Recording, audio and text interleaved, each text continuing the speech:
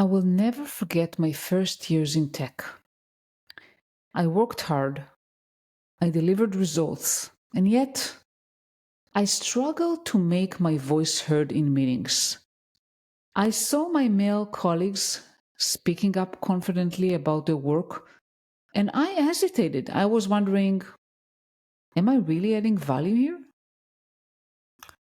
Do you resonate with that? Well, it turns out I'm not a crazy person. I wasn't alone. And that's exactly why I'm so excited about this episode, because if you've ever felt like you're not good enough, you're unsure how to navigate your early career in tech, well, this episode is for you. So, hi everyone, and welcome to From a Woman to a Leader podcast. I'm your host, Limor Bergman Gross. And if this is the first time you're here, I want to thank you for choosing to listen. And if you're returning, thank you as well. For those of you who don't know me, I am an executive coach and a mentor for women in tech. I'm helping leaders like you grow in their careers with confidence. And my background is in tech. I used to be a software engineer and I grew into leadership. I grew into management and I was a director of engineering. Along the way, I built my family. So I'm married. I have 4 children. Also, we moved countries. And I created this podcast especially for you. In this podcast, I bring conversations with incredible women who have navigated the challenges of tech leadership and share their insights to help you break through barriers and own your career. So what are we talking about today? So today I sit down with Akanksha Gupta, and she is an engineering manager at DoorDash. DoorDash is one of the fastest growing companies, and Akanksha is one of the fastest growing leaders of that company. And she had an amazing journey from helping build Netflix.com to leading a critical platform team at DoorDash. When she's on call 24/7, 365 days a year. Yes, really. And in this episode, we're talking about the biggest career mistakes new grads make and how to avoid them. We also talk about why soft skills, not just coding, are the key to standing out. And by the way, soft skills are where we, women, we're good. Believe me. How to confidently advocate for yourself in male-dominated spaces. This is so critical, and I wish I knew that 20 years ago. The glass ceiling we create in our own minds and how to break them. So, if you're a new grad, or maybe you are at the beginning of your career and you are wondering how to make a great impression, if you're a woman in tech struggling to speak up and get noticed, or you're just someone looking to level up in their career, this episode is packed with real-world insights and practical advice you definitely don't want to miss. So, without further ado, are you ready? So, let's dive right in. Hi, Akanksha. How are you today? I'm great. How are you? I'm very well. Yeah, thank you. And we are going to talk about so many interesting things. And maybe we'll start talking about the early career development. I think this is a topic I haven't touched enough in my podcast. Let's do it. And Akanksha, based on your experience with new grad hiring programs, what do you think are the biggest misconceptions new graduates have about the tech industry? Yeah, that's a great question. So the trap I've seen new grads fall into, actually, there's 3 that I want to talk about. I'm going to start with the first one. One of the things I've noticed is they try to lock down their area of expertise very quickly and they're very rigid about it. So I've seen it personally in my life with my nephews and nieces. I've also seen it as, somebody who spent a lot of time with new grads, building programs for them, mentoring and coaching them. So I can share my example. I started with doing some data science work. I then switched to being a backend engineer, doing some research work at IBM Research. I then was like, oh, I want to try something else. And I switched into UI engineering. And the interesting piece about my career has been every company I've joined, the last three, I had no experience in the thing they were hiring me for. And every single person said that to me. But they're like, you're kind of smart, you'll figure it out, right? Yeah. So that is the trap I don't want people to fall. I have switched careers so often in my life and it's worked out okay for me. So it's okay to be flexible in thinking about like what you want to be and trying things out. Um, so I see that today also, like with the new grads that I'm working with, like, oh, I'm a backend engineer. I just want to do backend. I don't want to do front end. Like, no, why? Why not? And I spent a lot of time being a front end engineer after, my IBM research stint. I was like, I want to build beautiful things. And I spent time doing that at a startup called Ixigo and then at Netflix as well for 9 years. I helped build Netflix.com, right? And it helped me so much to understand how the backend is built to be a good UI engineer, right? Mm-hmm. So just don't lock yourself in. Go try out different things, move from area to area in the beginning of your career or even later in your career if you want to switch. So that's one. The second thing I have seen, and I think this is one Mm-hmm. of the most important lessons I want to share, is undervaluing the soft skills. So engineers just want to focus on the technical sales skills. I want to get good at, writing code and being technical and delivering things. And while these skills are undoubtedly important, right? You want to be able to go and write code. The industry actually places an equally high value on soft skills. And the higher and higher you grow, like at a staff engineer level or at an EM or a director level, these skills are sometimes even more important than the technical skills, like knowing how to influence, knowing how to say what you want to say, uh, problem solving, communication, conflict resolution, all of these things, like start working on them as a new grad because they're very, very important to your success, even in the beginning. Um, Writing good documents, like, go ahead. Yeah, and I want to ask you about the soft skills. I mean, because for someone who is, and I completely agree with you, right? Those skills are so undervalued and they're so important, especially as you're growing. But I'm trying to think, like, for someone who is a new grad, what does it even mean developing your soft skills? What should they do? That's a great question. So, yeah, one of the examples I wanted to share was one of the soft skills that you can, like, that is useful is writing good documentation. And Mm-hmm. you will not get good at it until you write and write and write, right? So Yeah. it's not a skill that's directly contributing to the impact you have or the code that you write or, I delivered feature X or feature Y, but it is a skill that will actually take you forward in life, right? Because it teaches you effective communication. And there's something very interesting I heard from like a principal engineer at DoorDash, and he was talking about writing and he was giving a workshop. And his question was, who do you write for? Like when you're writing a document, who are you writing for? And then everybody was like, oh, you're writing for your stakeholders, you're writing for the people who are going to work on it. And he said, no, you're writing for yourself. Because when you Mm. write, there's so much clarity of thought, right? Like um, even a presentation versus a document. When you try to do the same thing in a presentation form versus a document form, the document will give you so much to think about because you're actually putting in like the details, why this thing works, pros and cons. So like that's one of the things that you write. Another one, like a very clear example is understanding the business, right? So um, being being aware of what is important to the business also makes you a good engineer. And how do you understand a business? Like there's several meetings that you'd probably just miss, but like your company all hands, go and attend that, like ask questions, listen to it carefully, because all you're not just going there writing code and done, right? Another things, collaboration and communication. So I'll share an example later on as well, but when I was building out the new grad program at Netflix, I went to my team and I asked them, I was like, we're going to be hiring new grads at Netflix. Not done that before.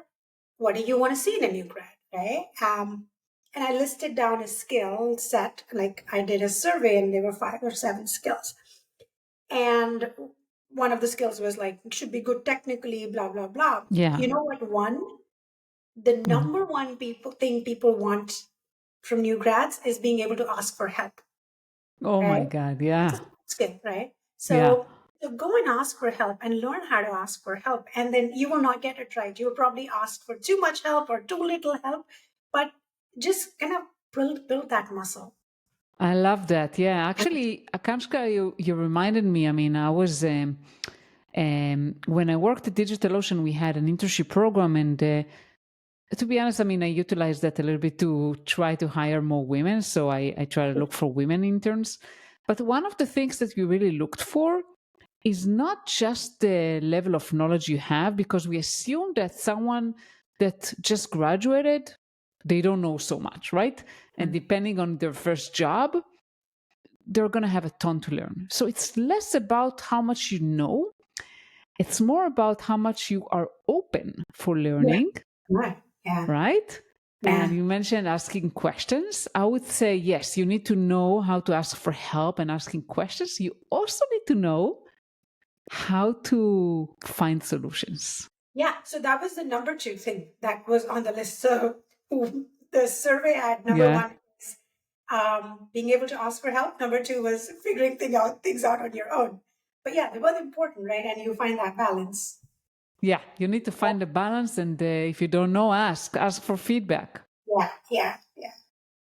Yeah, and I think that what you mentioned earlier about being open to learning new things and not trying to be like, oh, I'm just a backend engineer or I'm just a UI engineer or whatever. I mean, because we keep learning all the time and there are going to be probably a lot of opportunities in your career to try different things. Don't be afraid to try something new you've never done before, even if you realize eventually that that's not what you want. Yeah. That's very true. And also, like, I think the other important piece is knowing the other side of the story builds a lot more empathy for, the partner that you're working with. So, for example, front end is usually seen as lesser. Oh, it's not as complex or like, not as important, or not the best engineers become front end engineers. That's actually absolutely not true. Front end is really, really, really hard. And I can say that because I've done both, right? It's a very hard, complex problem. And then as a backend engineer, when you understand the limitations of what front end can do, you can go write your APIs better. So it's also super important for your own personal selfish growth perspective to know what other systems exist. Absolutely. You get a broader perspective that way, for sure. Yeah. And I mean, personally, I've been always more interested in backend and than in front end, but I've tried both. Yeah, I think to be honest, I've tried so many things, and some I liked, some I didn't. That's okay. But the more you learn, the better engineer you are, because you just broaden your perspective. Yeah. What else? I mean, about new grads, like you mentioned, you had this program in Netflix. Anything else that comes to mind? Actually, one thing that comes to mind, which was from a recent talk I did at DoorDash, is how people understand their relationships with managers, right? I think that's also something new grad kind of struggle with a lot because they've never had that before, right? In college, you've done projects, you kind of know how projects work, timelines, etc. But what should you seek out in a manager? What is your manager responsible for? So I think what new grads think of their manager as is this transactional relationship where they will give you tasks and you tell them how much time it will take. And like if it takes more time, your manager is upset at you. If it takes less time, your manager is happy at you, right? And then I had to go talk through, how this is actually, there's a lot of trust in the relationship, right? So when you're telling me it'll take you 4 weeks, if I have a lot of trust in you, I'm going to believe it. If you're a newer person and if we've not built the trust, I'm going to ask you more questions about tell me a breakdown. And it's both an exercise for you and for me, right? It's like, Yeah, tell me a breakdown on the tasks. And sometimes it probably might take 6 weeks and you're telling me 4, right? So I would actually go and say, hey, add another week. And which is something I'm doing actually with one of the engineers on my team, is like, double your estimates because you're missing every time, right? So think of the relationship with your manager as not transactional, but here is a person, here's a resource I have who will tell me my faults, who will help grow me, who will give me feedback, and ask for that from your manager.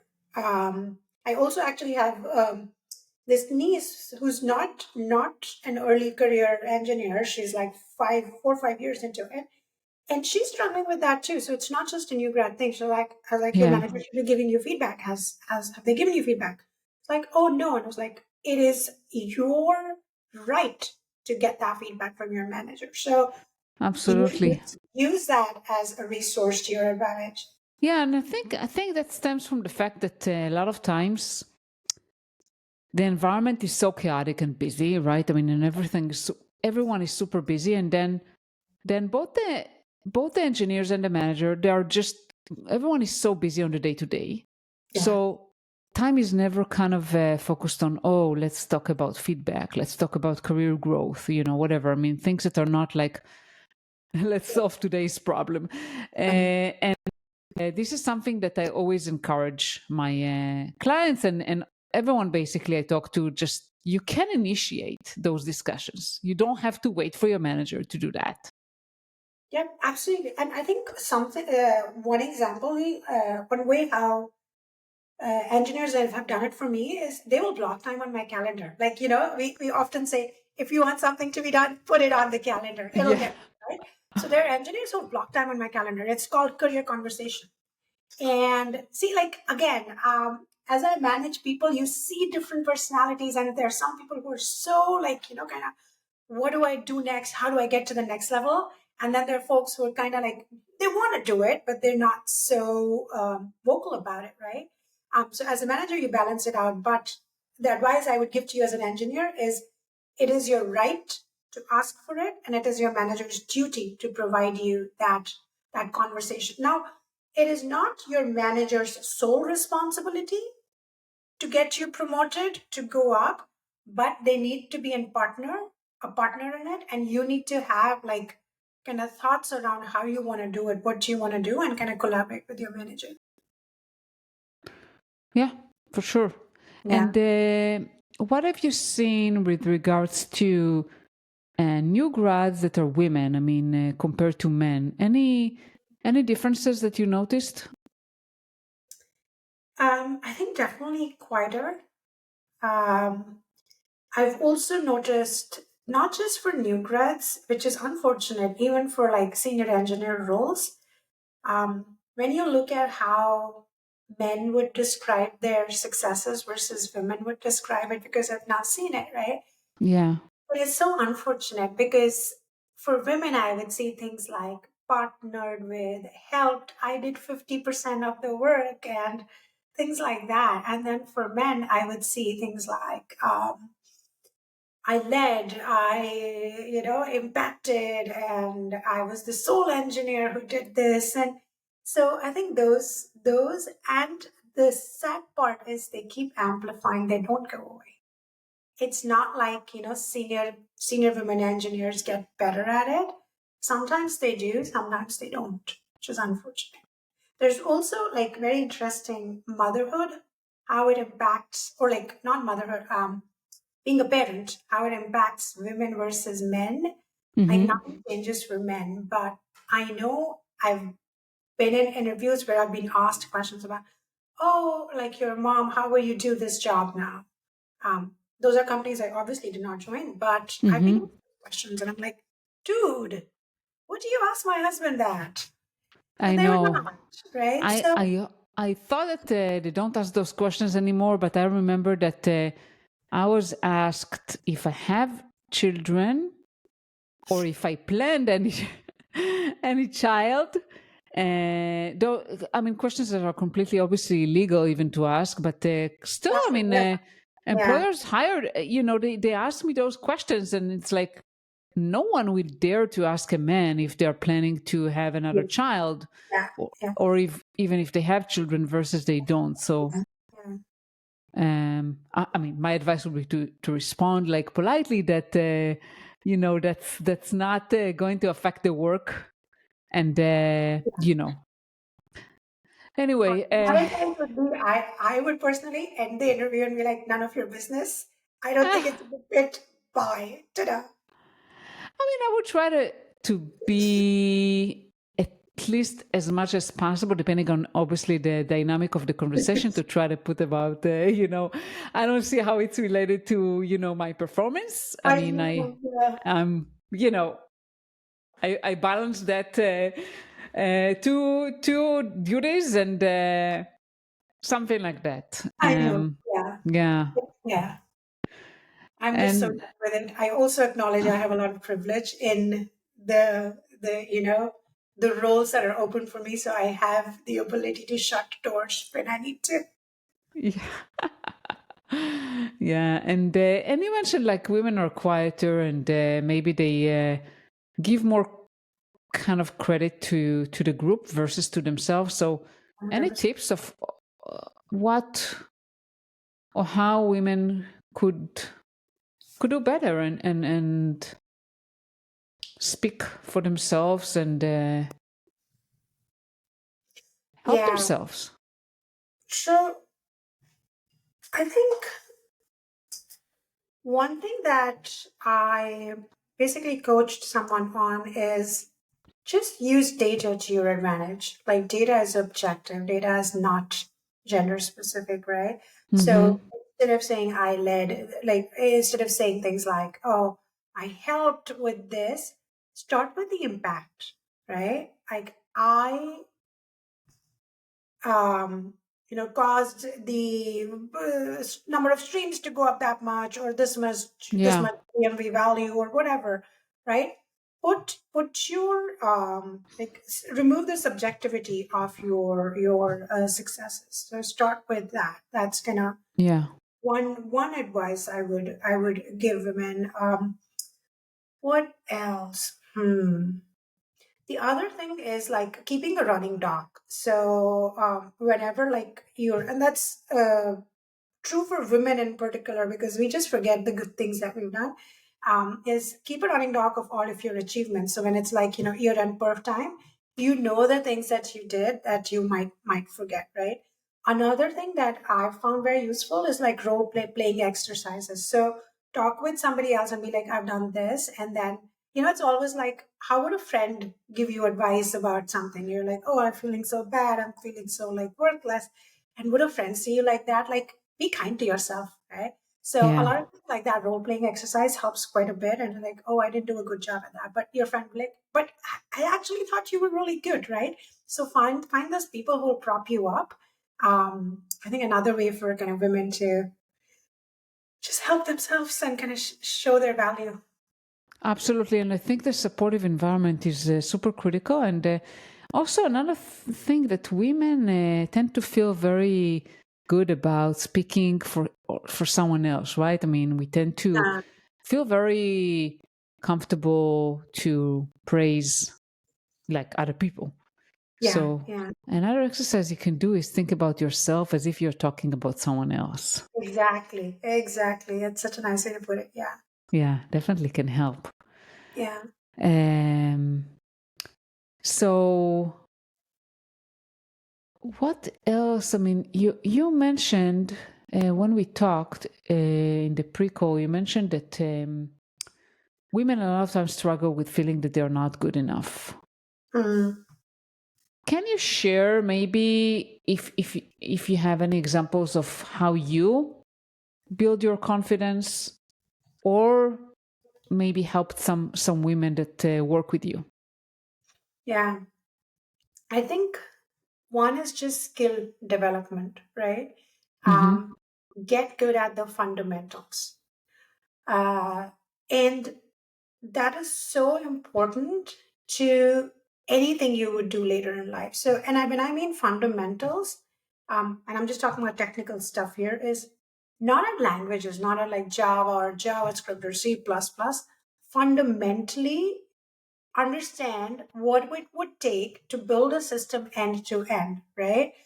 And the reason I say that is, as you grow in your career, you will oftentimes switch or take on responsibilities that are not things that you worked in. I can give my example. Like, I started managing a team of web engineers, web platform. And I've been a web engineer my whole life, very comfortable space. I know that inside out, right? And then I got asked to go manage a mobile team as well, the mobile platform team. And I was like, holy crap, I don't know anything about this. I don't think I'm going to be successful. But what I did have working for me is I understood how a system is built end to end. So I could Mm-hmm. take a lot of that fundamental knowledge and go and apply it to mobile. And now my mobile engineers have also learned to explain things to me. Now, see, in web it happens like this, so just apply it like that to mobile. I'm like, okay, now it makes sense to me, right? So, Yeah, so get your fundamentals right, understand systems end to end, right? Um, don't put yourself in a box. Like, something that I spoke about earlier is just all of that. The other piece is like, one of the strengths that I hear that I have, which is I hear from my peers, is effective communication. I've been told I'm really good at um, basically seeing who the other person is, where they're coming from, and explaining it to them in a way they would understand, right? Or yeah, that it would be important to them or valuable to them. So, like the same project, if you're describing it to an engineer versus a product manager versus a TPM, completely different things, right? And that's a skill that I've been told I'm good at. But my secret is I practice a lot, a lot, a lot. Whatever will like look as coming naturally. Even the mistakes I will make, they're practiced, and it looks so fluid and it looks so natural when it's all practiced. And there's nothing that can like beat that, right? So definitely. whenever you're talking about communication, just practice it, think about it, rewrite it. Like, I'll rewrite things 50, 60, 70 times sometimes just to get it right. So yeah, like the feeling of not good enough is I just over prepare sometimes. And that kind of helps in that moment. Yeah, and I think that what really helps is related to what you said earlier: supportive environment, get feedback. So you can get an external perspective of how people see you. And I think the more you do, as you said, you practice, so you do things. Maybe at first you fail or you do them less optimized, let's put it that way, and then you learn and you do it better, and the confidence grows. Yeah, yeah, 100%. Yeah. Yeah, Um, so definitely communication is very, very important. yeah, How do you help other women engineers to kind of recognize their value and and help them progress and understand how incredible they are, and help them with their career progression and their kind of evaluation and performance reviews. yeah. I think I'll touch on some things. I try to elaborate on certain things I said before. Is like, one is when you're describing your own successes, like use strong active verbs. So, like led, developed, transformed, achieved. Like these words just convey action and direct responsibility versus helped or things like that, right? So that's one. The other thing is find your tribe. Like a lot of times, like I said, we would not value ourselves like the way other people value us, and or we would think the problems that we are facing are our own. And I was talking to another like young women engineer, and it was part of like the DoorDash's Women in Tech ERG, and one of the things we discussed was that a lot of times we'll say something in a group, and women will say something in a group, and it would just get ignored. And when a man says the same thing, it would be like, oh, yeah, that's a great idea. And then the woman's like, I just said it. Yeah. And it's prevalent all across the, not just the industry, across, our all spheres of life, right? So one of the things that's helpful is one, like talking to other women who are feeling that way. So now you're not like, oh, it's not a me problem, it's happening to others. So you're more willing to fight it and go and say, hey, actually, I also said that first, versus like you're thinking, oh, there's something wrong with me, or like, I didn't say it. No, it's not you. It's the other people, right? So finding your tribe, finding those mentors, and I think reverse also, like I tell other women like who are senior in their roles, find the people you want to mentor and then really mentor them. Don't get into like fake mentorship relationships where you're meeting like once a week and sorry, once a month, and you're kind of like, ah, yeah, okay, what should we talk? And then end of it.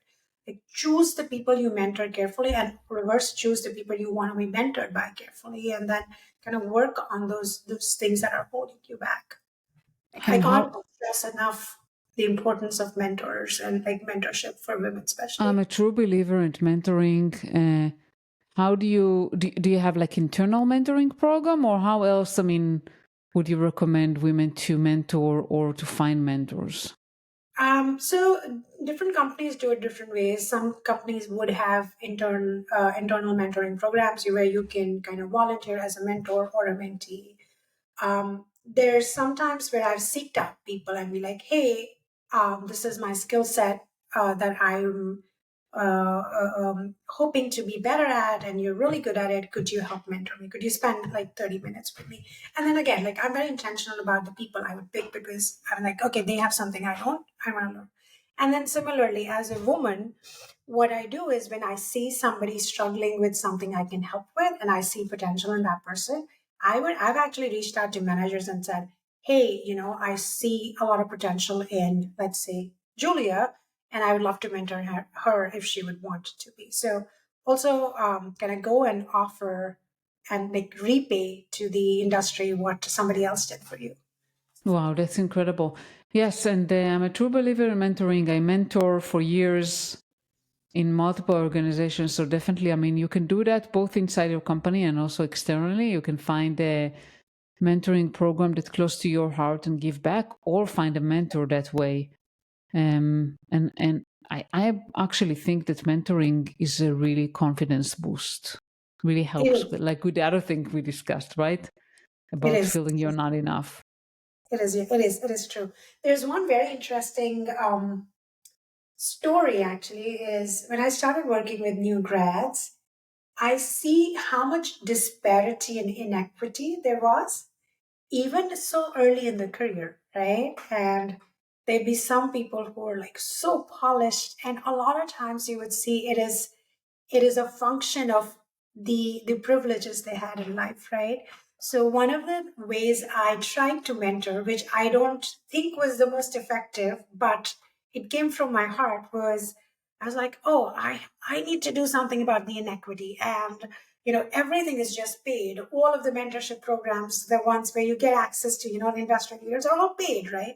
People don't have money for it. So I was like, I'm going to open up my time for free, and I'm going to open up 2 hours or 1 hour, 2 hours a weekend, Saturday and Sunday, 1 p.m. to 2 p.m. for free. And I would just, I put up a post on LinkedIn, heartfelt. I was like, anybody who needs help, just reach out to me. I didn't expect it to be filled out, right? And it was gone in like an hour or two. The Wow. interesting piece that I learned from that is the inequity is even greater than I thought. And I would see people. So I specifically said, if you are either a minority good or if you feel like you're underprivileged in any way, book a slot. I had one person who booked 2 slots. This person already had an internship at Microsoft and wanted to ask me how to get an internship at Google. That person took up 2 slots, right? And everybody else took up 1 slot, and they were like, oh, I'm so thankful, so thankful, so thankful. So sometimes like people with privilege feel entitled to things, and that's how they keep progressing more and more in life. And I had to actually have a hard conversation with this person. I was like, one, you're already doing fine. You did not need that slot. You took it away from somebody who could have benefited. Second, you booked 2 slots. Why? Right? So there's that. And then I had other people who could not even introduce themselves. I was like, Tell me about yourself. That's the first question everybody would ask. And they would go into details about, I just did this in Java and spent 5 minutes talking through that. And I was like, not relevant. So those 30 minutes, I just spent getting their introduction right. I Wow. didn't go into like how to get a job, how to find a job, what to do, how to prepare. It was just getting introductions right. So there is a ton of inequity, especially in the new grad world. And I don't know what a good solution is, but I hope there are people who care enough about these kinds of problems in companies and the industry and help solve it. For sure. And at least I found a good way to try to tackle it is through internship and try to prioritize women or minorities into internships. I'm not saying that we couldn't get others, but try to find a way to really support ones that need more help in finding the internships and getting into those first roles.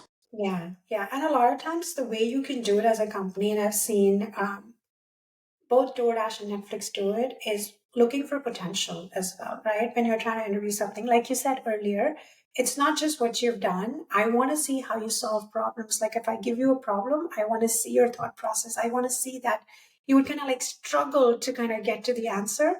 And one very interesting thing is like one thing I noticed is this person going to think about this problem after the end the interview or not? Like, are they real problem solvers?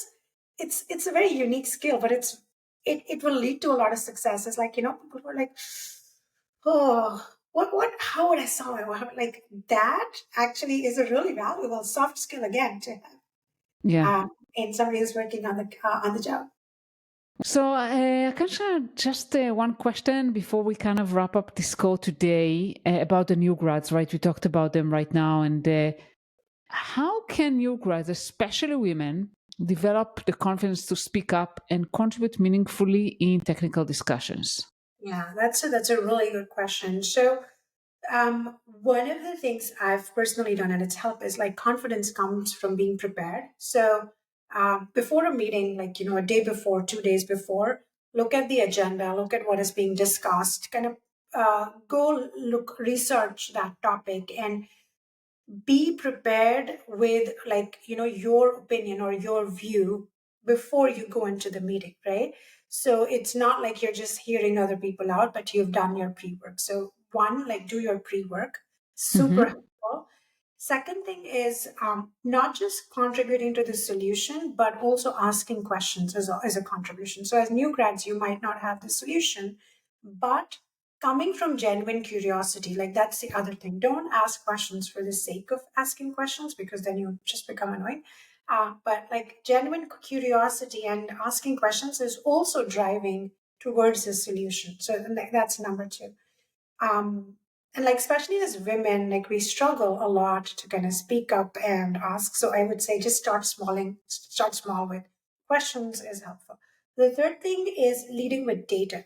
Data is objective. Data doesn't lie, right? So let's say you want to do something and you want to convince a group of people. Instead of saying, hey, we should do XYZ, you'd say, I have data that shows that 50% of our users see this error. And when this error happens, we lose the user for XYZ, right? Work with your analytics partner. They will give you all of that data.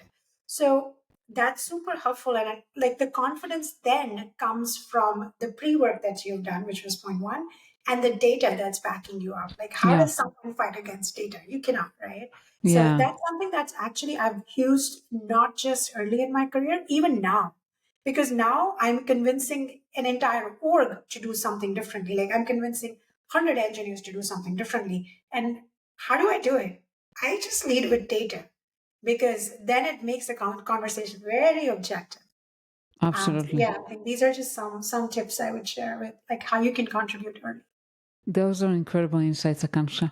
And before we go, how can our listeners find you? So please find me on LinkedIn. I'm very active. Okay. I'm also recruiting and hiring, so I'm on LinkedIn day in, Ooh, day out. that's good. Yeah, so I'm hiring for backend roles at DoorDash for my team. And I'm also looking for an engineering manager for one of my consumer teams. So if Incredible. you're Incredible. interested, please reach me on LinkedIn and I'd be happy to connect. Perfect. Perfect. Thank you so much, Akanksha. Thank you very, very much for having me. It was a pleasure. Likewise. Bye. Thank you so much for listening for the episode with Akanksha. And before we wrap up today's episode, I have a favor to ask. If you've been enjoying this conversation here on From a Woman to a Leader, take a moment and hit subscribe. Share this episode with a friend and leave a review. It really helps me to help more women in tech leadership and find this podcast. And guess what? Next week, we're diving into a game-changing world of AI literacy with Nicole Hilgenkamp. And Nicole is an expert in digital transformation, AI adoption, and operational excellence. And what makes this conversation special is her real no-nonsense approach to how women can harness AI to work smarter, not harder. So are you using AI to your advantage, or are you still on the fence? I'd like to hear your thoughts. DM me or comment on LinkedIn. I want to feature some of your insights in future episodes. So I want to invite you to hit subscribe and stay tuned and see you next week.